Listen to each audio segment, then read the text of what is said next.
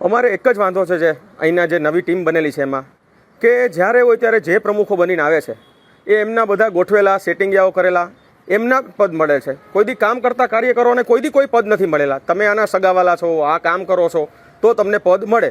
મારું તો પાર્ટીને એવું જ કહેવું છે કે આ બધું ન ચાલો, પાર્ટીનું આમાં અહિત થાય છે. બસ મારી એક જ વિચારસરણી છે કે પુનિતભાઈ શર્મા, તમે હવે આનું જૂનાગઢનું ખોદવાનું બંધ કરો. જૂનાગઢને જેસીબીએ નથી ખોદ્યું, જૂનાગઢને પુનિતભાઈ શર્માએ ખોદી નાખ્યું છે. વર્ષોથી જાણે છે, 21થી જ્યારથી પ્રમુખ બન્યા છે ત્યારથી જૂનાગઢમાં બહુ જ કરપ્શન કરેલું છે, હદબાર વગરનું કરપ્શન કરેલું ચૂકેલ છે.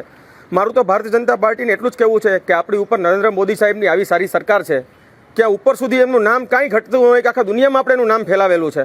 પણ હવે અહીંયા શું, પાયાના કાર્યકર્તાઓને બહુ આક્રોશ છે, હદબાર વગરનો આક્રોશ છે. તમે જુઓ, યુવા મોરચાના મારા જેવા ઘણા કાર્યકર્તા એવા છે પણ કોઈ બોલી શકતા નથી, બીવે છે કે ખોટા કેસ કરી દેશે. કોઈ વાંધો નહીં, ખોટા કેસ કરી દે તો